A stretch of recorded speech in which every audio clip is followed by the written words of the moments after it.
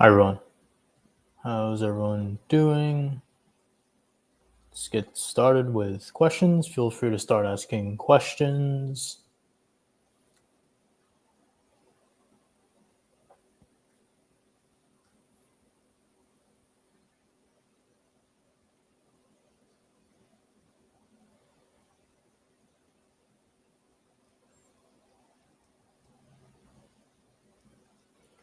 So something I've been getting questions about is original contributions, whether you can claim original contributions without patents, and the answer is yes, you can, but you're going to have to show impact on your field beyond your company. And something I've also recently heard is that you don't want to be using your critical role evidence for your original contributions claim. It's best that the two are separate and rely on separate evidence. That's just something to keep in mind if you do want to claim original contributions.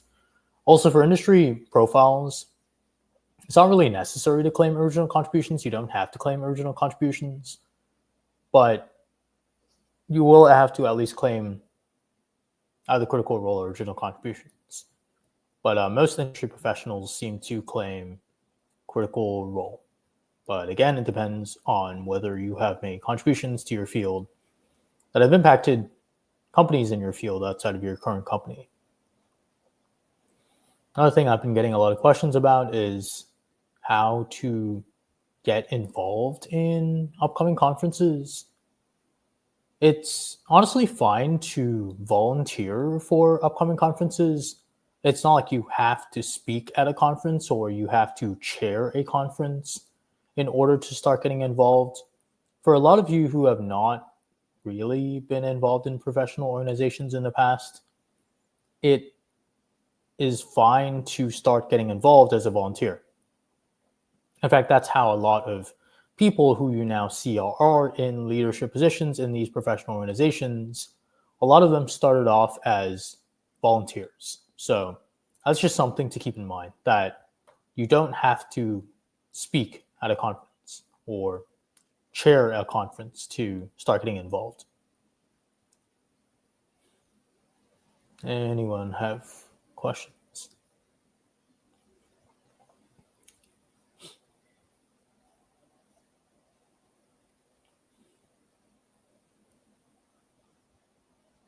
I can also go through some of the resources that I'm currently sharing as part of my paid newsletter, which is $12 per month.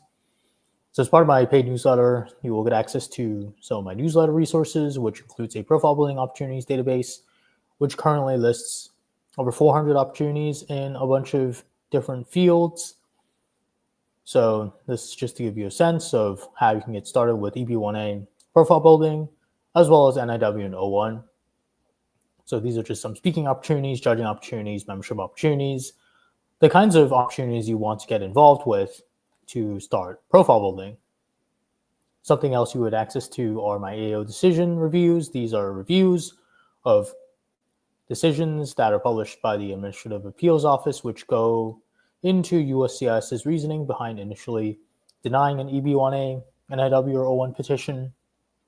So to give you a sense of how USCIS thinks about EB-1A, NIW, and O1, and you will just stop sharing for some reason.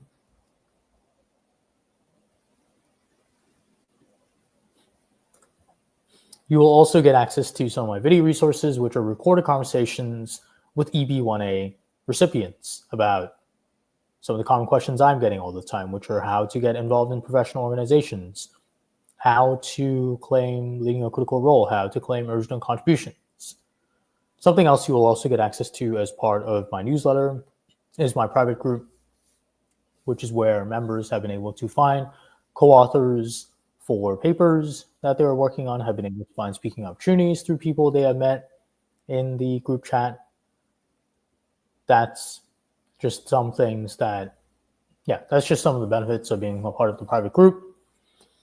A lot of people have also been able to get involved more in professional organizations just simply by meeting more people within the private group I've heard people also get published in IEEE conferences based on working with some of the people in the private group.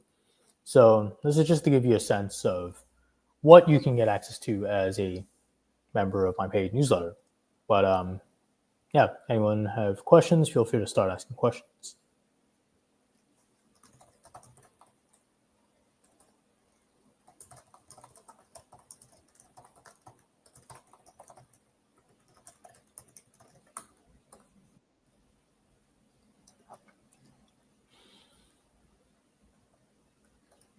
But yeah, just getting on my end, I'm just getting mostly the same kinds of questions.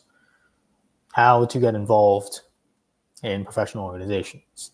The fastest way is really to get involved as a volunteer.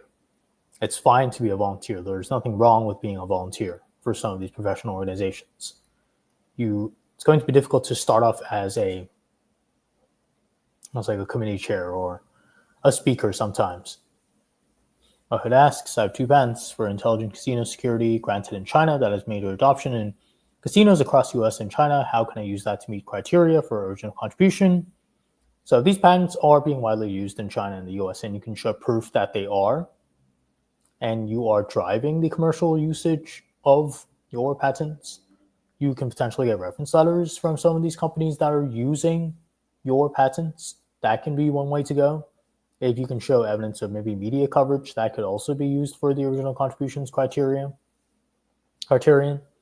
But mostly reference letters are going to be instrumental in your original contributions claim.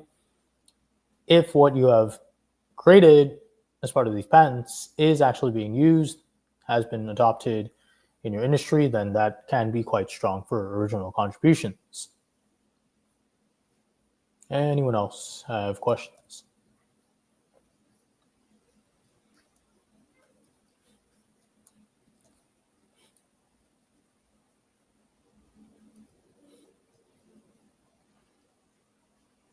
And if you don't have that information, you might want to try to find out that information, especially reference letters.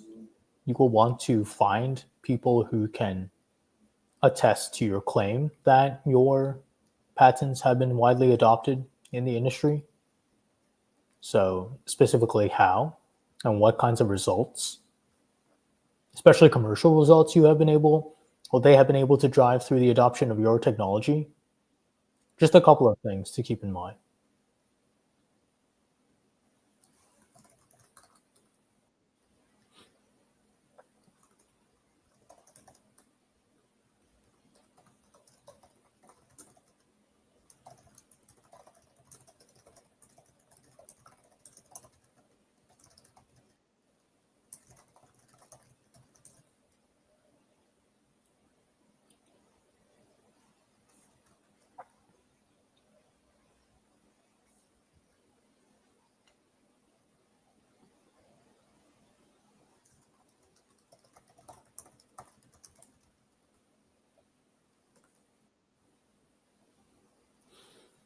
Anyone else have questions?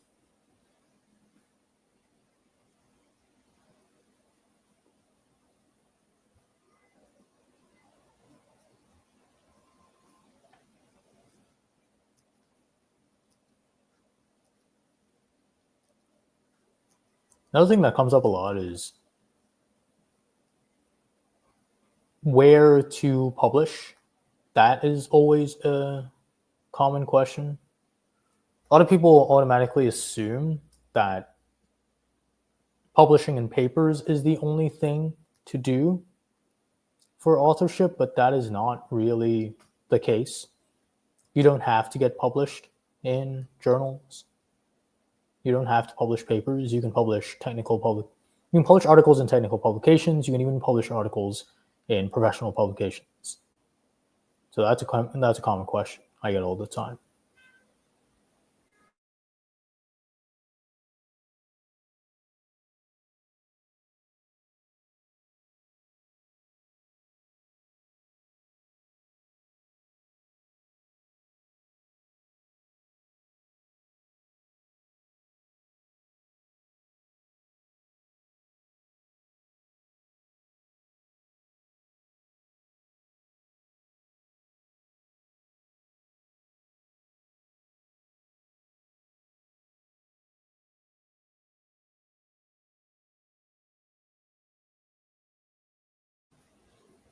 Hi, Manuel. Anyone have any questions?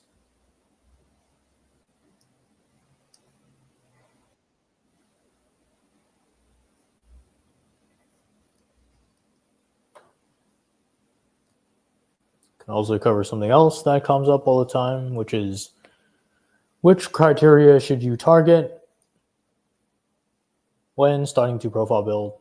And usually the criteria are judging, membership, and authorship. These are the three criteria I tend to suggest you look into when you're just starting to profile build. You might not want to target awards and media coverage since they are the more difficult criteria to target. Difficult in the sense that they are more discretionary. There are certain things about those criteria that are just unnatural for industry professionals. There are exceptions. Exceptions in that I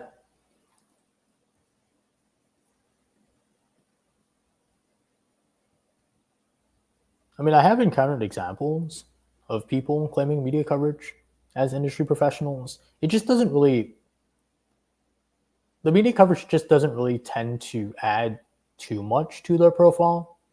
It's possible that you it's possible to add something to your profile to get covered by like a major news outlet or a major media publication in your field. But usually I just see random examples of media coverage for a lot of people who are targeting media coverage. And that just doesn't really add to your argument that you're risen to the top of your field. With awards, it's slightly better, but it depends on the kinds of awards you are getting. Some people are able to claim awards, but it's usually because they've already been involved in awards. Maybe they've judged awards and now they've gotten awards. And it's not like they're just like starting off with getting awards like because of EB-1A profile building. They've already been involved with judging awards, been getting awards continually. So it's just difficult to get involved in getting awards without any experience of getting awards, at least as an industry professional. There are definitely exceptions, but generally speaking, yeah, target judging, membership, and authorship. Anyone else have questions?